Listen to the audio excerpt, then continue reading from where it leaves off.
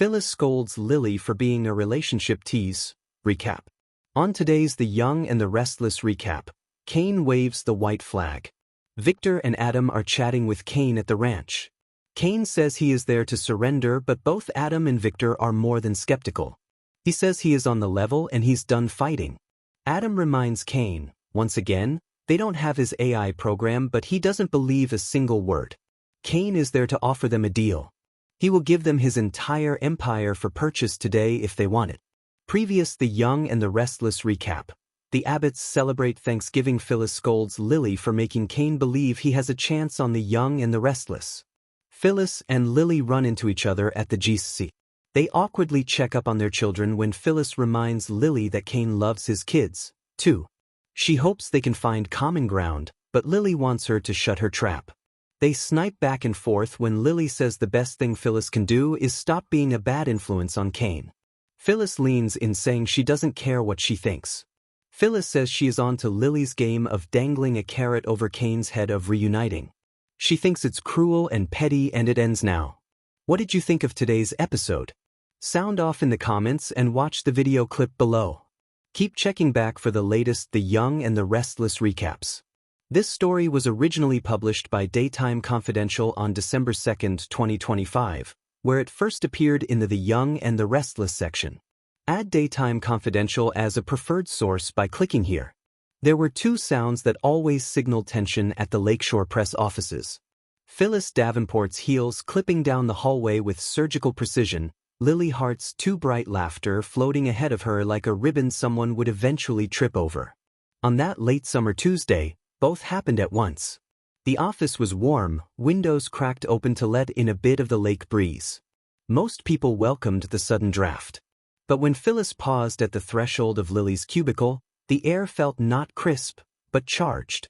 Lily was perched on the edge of her desk, swinging one leg carelessly as she scrolled through her phone. She looked like someone who had perfected ease, soft blouse, hair in a messy twist, eyes flicking with amusement at whatever she was reading. Two editors from Arts and Culture leaned against the mail table nearby, faces alight. They were all mid-conversation, but something in their posture, slightly too eager, slightly too entertained, told Phyllis enough. Lily was in one of her moods. And when Lily Hart was in a mood, hearts trembled, confusion blossomed, and Phyllis had to pick up the pieces after. Phyllis cleared her throat sharply. Lily! The younger woman snapped her head up. Her smile widened, too quickly, too sweetly. Phyllis! We were just taking a break. I can see that. Phyllis stepped forward, sending the two hovering editors scattering like birds startled by a closing door. Lily watched them go with a mischievous smirk, then folded her hands neatly in her lap as if she had planned to look innocent all along. Phyllis crossed her arms. You know we're on deadline. We're always on deadline, Lily countered, swinging her foot once more. And I'm ahead on my work, so I thought I'd brighten the place up a bit. Brighten? Phyllis raised a brow. That what we're calling it now? Lily blinked, all wide-eyed softness. Call what? The thing about Lily was that she wasn't oblivious. Far from it, she was sharp, painfully so, a woman who could predict a person's motives with eerie accuracy. Her innocence was not naive. It was curated, like a ribbon tied too neatly around a gift you knew was going to explode. Phyllis lowered her voice. You know exactly what. That finally wiped the smirk from Lily's face. Her teasing was always gentle, never mean-spirited, but Phyllis's tone made something shift in her posture. She straightened, sliding off the desk. Okay, Lily said cautiously. You seem tense. Did something happen? Phyllis exhaled. She was tense, yes. But the tension came from watching, for weeks now, the small tremors Lily sent through the office. Glances. Smiles. Light touches. Promises that weren't spoken but somehow still felt binding. And most of all, Evan. If Phyllis's irritation had a name, it was him. Evan Marshall, senior photographer, soft-spoken and stupidly earnest, had fallen into Lily's orbit like a moth around a porch light. And Lily, God bless her, kept fluttering back toward him only to drift away again. It wasn't cruel, but it was confusing and Phyllis, being friends with both of them, had reached her limit. "You're playing with people," Phyllis said plainly. Lily froze. "Excuse me?" "You heard me." Phyllis lifted a hand before Lily could argue. "You've been leading Evan on." Lily immediately bristled. "That's not fair. Evan and we're friends." "Friends don't behave like that." "Like what?" "Like leaving half-romantic notes on his camera case," Phyllis snapped, ticking off on her fingers. "Like calling him at midnight, just because you couldn't sleep. Like wearing that red sweater you know he has opinions about. Everyone likes the red sweater." "No, everyone likes how you look in the red sweater. There's a difference." Lily's mouth opened, then shut again. Her cheeks pinked. "I didn't do anything wrong," she murmured, softer now.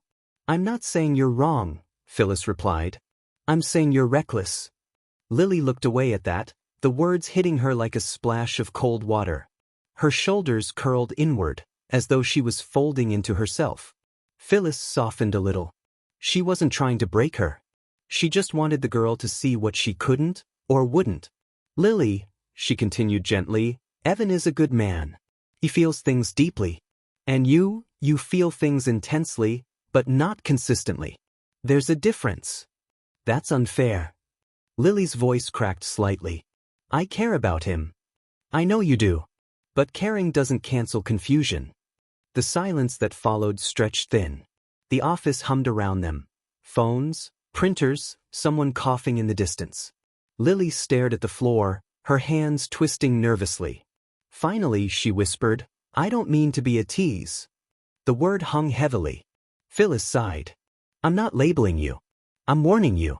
There's a difference." Lily swallowed hard. "What do you think I should do then?" Phyllis hesitated. This was the part she dreaded, offering guidance Lily didn't want but desperately needed. "Be clear," she said. "Either step forward or step back. But stop hovering near the line like it's a game of hopscotch." Lily clenched her jaw. "So you think I should tell him how I feel? If you know how you feel, do you?" A long pause. Lily's eyes shone, not with tears, but with something raw. Fear, maybe. Vulnerability. "Might," she said. "But every time I get close, I panic. I don't want to disappoint him." "Disappointing him would be leading him on more than telling him the truth," Phyllis replied. "People can handle clarity. It's uncertainty that tears them apart." Lily exhaled shakily. "I didn't realize how obvious I was being." "Oh, sweetheart," Phyllis said with a wry smile, "you leave a trail of emotional glitter everywhere you go. It's impossible not to see." Lily huffed a laugh despite herself. "And Evan," Phyllis continued, "is walking around shining like a disco ball because of you."